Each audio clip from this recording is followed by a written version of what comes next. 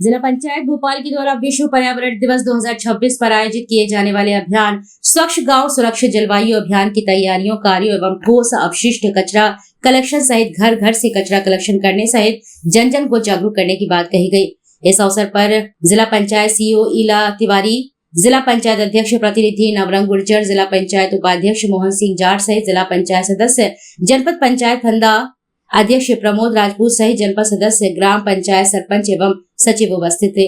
इस अवसर पर जिला पंचायत स्वच्छ भारत मिशन प्रभारी संतोष झाड़िया ने बताया कि इस अभियान में 4 विभाग निगरानी करेंगे। उन्होंने कहा है कि गंगा संवर्धन अभियान के तहत 30 मई तक जल स्रोतों के संवर्धन एवं पुनरुद्धार किया जा रहा है। अपना परिचय दे दीजिए। जी, मेरा नाम संतोष झाड़िया है और मैं जिला पंचायत भोपाल में स्वच्छ भारत मिशन ग्रामीण में जिला समन्वयक के पद पर कार्यरत हूँ। आज सरपंच, सचिव और विभिन्न पदाधिकारियों की एक विशेष बैठक हुई जिसमें आगामी कार्यक्रम के लिए रूपरेखा तैयार की गई। क्या है रूपरेखा? देखिए, मुझे बताते हुए मतलब अत्यंत खुशी हो रही है कि भारत सरकार ने इस वर्ष 2 ही बहुत ही महत्वपूर्ण एक्ट या अधिनियम पारित किए हैं। उसमें तो एक सबसे बड़ा जो अधिनियम है जो ग्रामीण लोगों को रोजगार मुहैया कराने के लिए हमारा वीवी राम जी एक्ट जो अभी नया एक्ट बना है। दूसरा हमारे मध्य प्रदेश के लिए मध्य प्रदेश पंचायत ग्रामीण नल जल योजना का संचालन, संधारण एवं प्रबंधन के लिए भी एक राजपत्र प्रकाशित हुआ है। इससे हमारे ग्रामीण क्षेत्र में जितने भी पेयजल संबंधित योजनाएं हैं इनका पूरा संचालन, संधारण, प्रबंधन मतलब उनके हर एक नल जल के हर एक काम का अब डायरेक्ट पंचायत अपनी करेंगी। तो एक एक्ट ये पास हुआ है। तीसरा जो एक्ट की मैं बात अगर कहूँ तो आज़ादी के बाद से अगर कहा जाए तो सबसे बड़ा जो काम 2000 के बाद स्वच्छ भारत मिशन में जो गति आई है, आज़ादी के बाद तक तो उतना मतलब स्वच्छता में ध्यान नहीं दिया गया, लेकिन 2000 के बाद शासन ने स्वच्छता के ऊपर बहुत सारे ध्यान दिए और स्वच्छता के लिए स्वच्छ भारत मिशन ग्रामीण जब लागू हुआ था 2014 में, तो उसके बाद से अब लगातार स्वच्छता के संबंध में बहुत सारी नियम भी बने। अब उनको अधिक्रमित करते हुए माननीय सुप्रीम कोर्ट ने ठोस अपशिष्ट अधिनियम लागू कर दिया है जो 1 अप्रैल से क्रियान्वयन हो रहा है। पूरे भारत में, भारत के जितने स्टेट हैं, हमारे जितने संघ शासित प्रदेश हैं, सभी में लागू हो गया है। और इस पूरे एक्ट की निगरानी हमारे 5 विभाग कर रहे हैं, जिसमें हमें हमारे पर्यावरण एवं वन मंत्रालय है, दूसरा जल शक्ति मंत्रालय है, तीसरा अपना महुआ जो ministry of human urban development है, और तीसरी पंचायती राज एवं ग्रामीण विकास चौथी।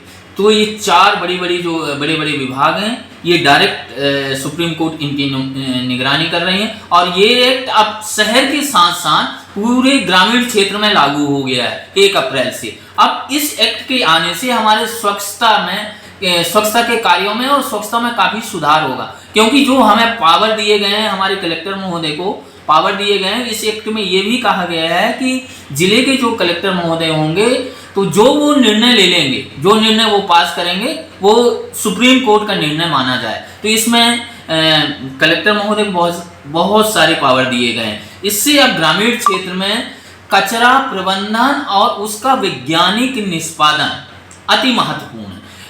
माननीय कोर्ट न्यायालय ने ये बताया है कि 4 प्रकार के कचरे का हमें उसका पृथकीकरण सोर्स लेवल पे ही करना है, मतलब घर लेवल से ही हमें उसका पृथकीकरण करना है। 4 प्रकार से, एक तो गीला है, दूसरा सूखा है, तीसरा सैनिटरी और डायपर वगैरह होते हैं वो उस प्रकार के कचरा, और चौथा कचरा हमारे पास जो विशेष केयर वाले हैं, जैसे जो हमारे निडल हैं और हमारे दवाई के रेपर होते हैं और पेस्टिसाइड के जो डिब्बे होते हैं, ये विशेष केयर वाले हैं, कांच हैं, निडल है, ये सारे 4 प्रकार के कचरे का पृथक्करण के लिए माननीय न्यायालय के निर्देश प्राप्त हुए हैं।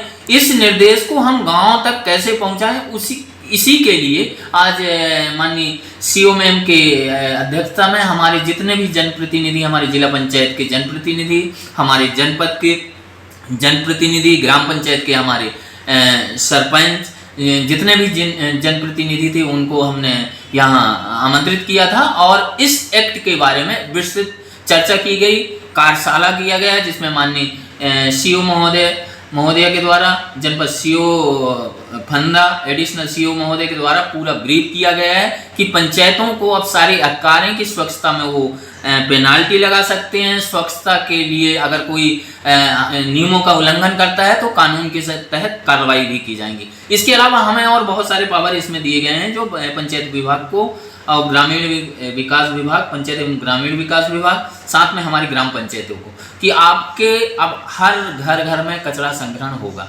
कचरा संग्रहण के लिए आवश्यक आपको व्यवस्था करनी पड़ेगी। अगर जिस पंचायतों में कचरा गाड़ी नहीं है तो कचरा गाड़ी वो क्रय करें और डेली चलाएं कचरा गाड़ी, पर डे किसी भी दिन बंद ना रखें। और कचरा गाड़ी की मॉनिटरिंग हम यहाँ जिला पंचायत से लेवल से करेंगे। तो इसी के बारे में आज विस्तृत चर्चा की गई है। सारे जनप्रतिनिधियों को इसके बारे में बताया गया है कि इस एक्ट का क्रियान्वयन गांव तक हो। क्योंकि जनप्रतिनिधि हमारे, अगर मैं कहूँ कि समृद्ध गांव और सशक्त विकास अगर होगा तो जब तक हमारे जनप्रतिनिधि नहीं होंगे, क्योंकि शासन की जितनी भी योजना है उनको हम फील्ड में हम ले जाते हैं, लेकिन अगर हमारे बीच में जनप्रतिनिधि इन योजनाओं में अगर वो उनकी सहभागिता सुनिश्चित होगी तो मैं मतलब ये कह सकता हूँ कि हमारे गाँव का अवश्य विकास होगा। एक चीज़ और थी, जैसे 2025-26 में जी जल गंगा संवर्धन अभियान चलाया गया था जिसमें कुएं, बावड़ी और नदियों का पुनरुद्धार किया जाना था। जी। उसकी लगातार कोशिशें भी की, लेकिन अभी वहीं के वहीं ग्रामीण क्षेत्रों में जल संकट व्याप्त है। देखिए, भारत सरकार जल अभिषेक अभियान से लेके बहुत सारी स्कीम शुरू से ही चलते आ रहे हैं, लेकिन जो हमारे जल गंगा संवर्धन प्रोग्राम अभी 30 जून तक चलेगा, तो इसमें निर्देश यही है भारत सरकार के और हमारे मध्य प्रदेश शासन के निर्देश ये हैं कि अधिक से अधिक संख्याओं में हम जल संरचनाओं का जीर्णोद्धार, उनकी मरम्मत, नए जल संरचनाओं का निर्माण और हमारा अधिक से अधिक पानी, ग्राउंड वाटर जो है हमारा रिचार्ज हो। क्योंकि हम पानी लेते जा रहे हैं, निकालते जा रहे हैं, जितना निकाल रहे हैं उसके एवरेज में हम पानी नीचे नहीं डाल रहे हैं, और हमारे हिंदुस्तान में अधिकतर मोस्टली लोग ग्राउंड वाटर का रिचार्ज कर रहे हैं, जबकि बहुत सारी कंट्रियों में लोग ग्राउंड वाटर का रिचार्ज नहीं कर रहे हैं, सरफेस वाटर का उपयोग कर रहे हैं। तो सरकार की यही मतलब सरकार के निर्देश हैं कि अधिक से अधिक आप जल संरक्षण और संवर्धन की कार्य ये 30 जून तक करना है। ये बहुत ही महत्वपूर्ण अभियान है और इसमें हमारे जनप्रतिनिधि से लेके गांव के एक एक व्यक्ति, चाहे हमारे शासकीय कर्मचारी हों, अधिकारी हों, इस अभियान को सफल बनाना बहुत आवश्यक है। क्योंकि आने वाले पीढ़ी के लिए हम क्या देके जाएंगे, दो चीज़ हमारे लिए बहुत जरूरी है। एक तो पर्यावरण को अगर बचाना है तो उसके लिए हमें पानी बहुत जरूरी है। तो पानी अगर नहीं बचाएंगे तो बिन पानी सब सून है। तो सबसे बड़ी इसके ऊपर बहुत महत्वपूर्ण कदम उठाए हैं और इसकी डायरेक्ट हमारी मॉनिटरिंग होती है, वीकली वीसी हो रही है। भारत सरकार से लेकर मध्य प्रदेश शासन इस जल गंगा संवर्धन बहुत गंभीर है। सबसे बड़ी समस्या ये आ रही है कि पूरे ग्रामीण क्षेत्रों में अवैध खनन, अवैध रूप से पेड़ों की कटाई की जा रही है और शासकीय भूमि पर कब्जा कर किसी न किसी तरह से दुरुपयोग हो रहा है, जिसकी शिकायतें भी आम तौर पर होती रही है, लेकिन आज दिनांक तक ऐसी कोई भी बड़ी कार्रवाई नहीं हुई है। अवैध गतिविधियां संचालित हो रही हैं, उन पर कोई रोक टोक नहीं है। जिन्होंने शासकीय योजनाओं का जहाँ पे कार्य किए गए थे, जहाँ पे निर्माण किए गए थे, उन जगह पर भी बहुत सारी जगहों पर कब्जा है।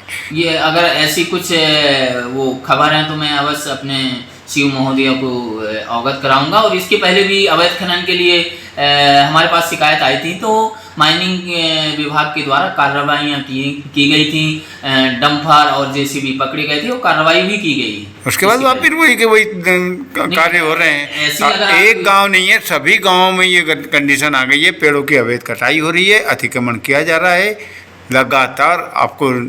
आप अगर मॉनिटरिंग कर रहे हैं तो इसमें बहुत बड़ी सुविधा मिलेगी। बिल्कुल, अवश्य मैं ये सारी चीज़ों को अपने सीओ महोदय से अवगत करा के, और अगर ऐसा हो रहा है तो ये अवैध खनन और वृक्षों की कटाई के लिए हम जरूर कदम उठाएंगे और तत्काल सीओ मैम कार्रवाई करेंगी। इसके लिए बहुत ही सेंसिटिव है हमारे CO ma'am. Okay, thank you.